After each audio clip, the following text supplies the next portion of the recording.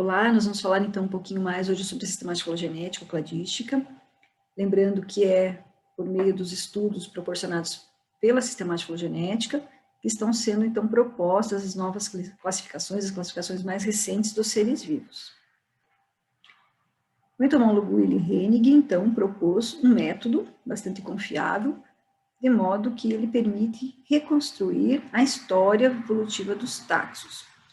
Então, algumas características são bem importantes e precisam ser lembradas sobre o método proposto aí pelo Willy Hennig. Então, uma das características é de que se deve buscar estudar grupos que são monofiléticos, ou seja, aqueles grupos de organismos vivos, que são grupos naturais, que incluem todos os descendentes de um ancestral comum exclusivo. Então, eles possuem todos um único ancestral. Uma das formas de representar essa reconstrução da história evolutiva dos grupos é por meio dos cladogramas. Então, são essas imagens, esses diagramas, que incluem, então, os táxons e as características que vão definindo cada um dos clados, cada um desses grupinhos monofiléticos. Então, vamos considerar que esse cladograma representa, então, um grupo monofilético, que inclui todos os descendentes e um único ancestral comum. E, nesse caso, a principal característica que está suportando, dando suporte, então, aqui ao grupo como um todo, é a presença das vértebras, que são os peixes, anfíbios, répteis, aves e mamíferos. É uma representação gráfica, e temos sempre que lembrar que sempre que observarmos um cladograma, ele representa, então, uma hipótese, né, sobre o padrão de relacionamento das relações evolutivas entre os organismos. Então, é possível que ocorram mudanças sempre que novos dados são acrescentados, novos táxons são estudados. Então, uma hipótese evolutiva, mas ela busca representar, então, o grau de relacionamento entre cada um desses táxons. Então, tem várias formas de representar, né, aqui, por exemplo, você pode visualizar nessas duas opções aqui, por exemplo, vamos considerar que A e B e C são táxons diferentes, e observe, então, que A e B estão igualmente relacionados. Os dois casos, eles descendem de um único ancestral comum, assim como nessa representação aqui. A e B, ou B e A, estão igualmente relacionados, eles possuem um único ancestral comum. E os dois são mais próximos entre si do que os dois desse terceiro taxon aqui representado pela letra C. De qualquer forma, os três descendem também de um ancestral em comum, ou seja, também é um grupo monofilético. Então, todo esse grupo é monofilético, e cada um desses grupos aqui internos, então, por exemplo, a partir desse grupo de peixes, ou se eu pegar aqui aves e répteis, então eles estão descendendo de um único ancestral comum. Então, nós temos diferentes grupos monofiléticos incluídos num grande grupo monofilético. Então, para ficar bem claro o que seria então o grupo monofilético, observe aqui nesse outro esquema, que mostra então todos os descendentes e o ancestral dessa linhagem. Então, esse é o grupo monofilético que inclui aqui répteis e aves. Então, são grupos ditos naturais, e é com esse tipo digamos, de grupo que se faz um estudo de filogenia. Muitas vezes, está trabalhando com um grupo, estudando um grupo, e você não incluiu todos os descendentes, incluiu a maioria deles, mas ficou alguém de fora. Então, caso aqui você estivesse estudando só répteis, tivesse deixado aves de fora, a gente poderia dizer que esse grupo é um grupo quase monofilético, por isso nós chamamos de parafilético. Não é um termo muito comum, mas se ouvir, então, falar de grupo parafilético, está relacionado com isso. Você tem um grupo que tem um ancestral comum e quase todos os descendentes aí da mesma linhagem.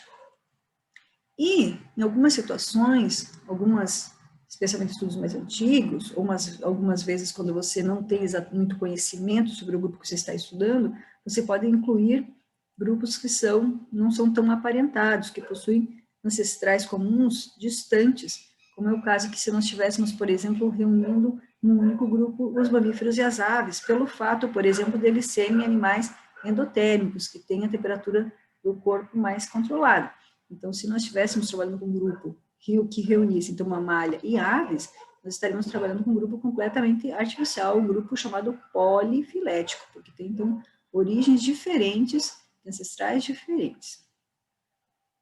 Aqui, para dar uma ideia um pouquinho melhor, observe nesse esquema aqui, ó. Então, nós temos aqui as espécies de ecos, cabalos e ecos zebra, que são grupos, então, próximos, são grupos irmãos, descendo do único ancestral em comum, que poderia entrar, por exemplo, também os jumento, por exemplo, certo? Então, a família, todos da família Equidae. Então, a gente pode, inclusive, nesse caso, muitas vezes, corresponder cada um desses grupos, cada um desses clados, às categorias já conhecidas lá da época do Linneu.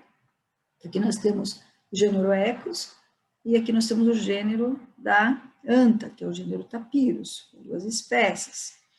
Aqui nós temos o gênero dos rinocerontes, e percebam então que anta e rinoceronte são mais próximos entre si porque possuem um único ancestral comum que como partilhado depois também com a família Equidae, todos eles da ordem Perissodactyla.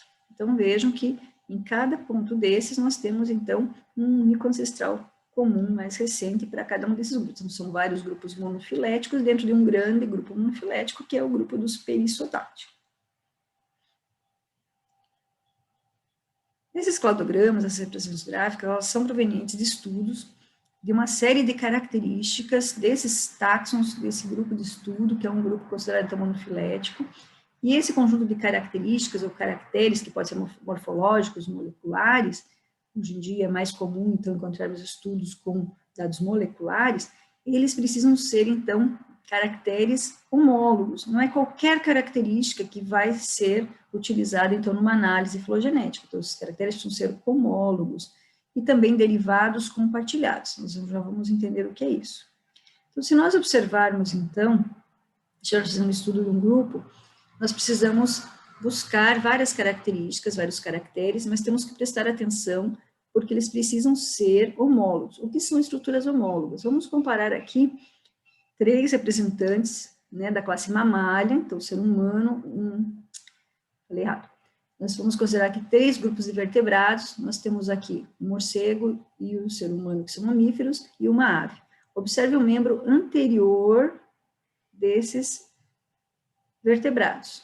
Percebem que existe correspondência entre esses elementos esqueléticos? Aqui, por exemplo, é o húmero, esse osso maior que nós temos no braço. Então, nós vamos dizer que esse osso, ele é homólogo, porque ele possui a mesma posição anatômica, e se nós observarmos o desenvolvimento embrionário, eles possuem uma mesma origem embrionária, certo? Então, nós vamos considerar o membro inteiro como homólogo entre os 3, ou cada um desses elementos que compõem, então, o esqueleto do membro anterior, certo? Muitas vezes, a gente pode incorrer em erros em que a gente olha para o organismo e observa as características e percebe que algumas características são muito parecidas, têm a mesma função, mas, na verdade, eles não têm a mesma origem embrionária. Eles não têm, muitas vezes, a posição anatômica muito correspondente. Então, nós temos que cuidar para evitar que esse tipo de característica seja utilizado na análise, porque senão a gente pode incorrer em erros, como é o caso, por exemplo, de considerar essa estrutura como algo funcional, como é o caso, por exemplo, da presença de asas. Se a gente considerasse, então, a presença de asas, eu poderia incluir, por exemplo, um inseto junto com ictiosauro, pterossauros, que é aquele réptil extinto, com uma ave e com um morcego. E percebo que, então, olhando a anatomia interna, a origem embrionária dessas estruturas, ela vai ser um tanto diferente. Então, observe o que é o elemento aqui, né? Muitas vezes não está correspondendo como estrutura inteira, com uma asa, certo? Então, nós temos que, digamos, prestar atenção, porque numa análise filogenética, os caracteres que são realmente utilizados são os caracteres homólogos. Caracteres homólogos, eles temos que lembrar que eles vão sofrendo modificações ao longo do tempo, ao longo da história evolutiva de cada um dos grupos. Então, uma característica homóloga, ela, muitas vezes, ela vai apresentar, né, observando de uma forma mais grosseira, diferenças ao longo do tempo.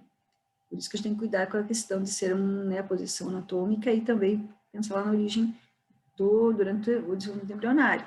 Porque muitas vezes ela aparentemente é diferente, assume inclusive funções diferentes, e você pode achar que não é uma característica evolutiva homóloga. Então, aqui nesse caso, por exemplo, observe que o membro anterior, dentre os mamíferos, nós temos aqui um exemplo humano, de um gato, de uma baleia e de um morcego, eles assumiram funções muito diferentes ao longo da história evolutiva de cada um dos grupos, mas mesmo assim são estruturas consideradas homólogas.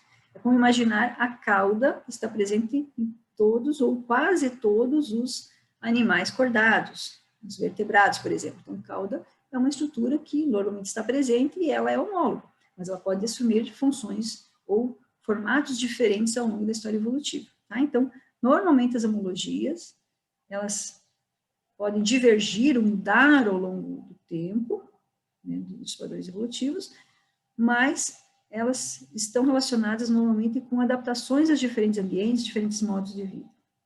E aquelas que a gente tem que cuidar para que a gente não use, né, são aquelas analogias, elas resultam do que a gente chama de convergências evolutivas, ou seja, são características que são muito parecidas, semelhantes, mas que elas surgem de forma independente em cada um dos grupos que são aqui observados, então, uma ou mais espécies. Então, aqui nós temos o exemplo de um golfinho, de um ictiosauro, que é aquele réptil extinto, né, que lembra muito desse padrão de um peixe, no caso é o tubarão.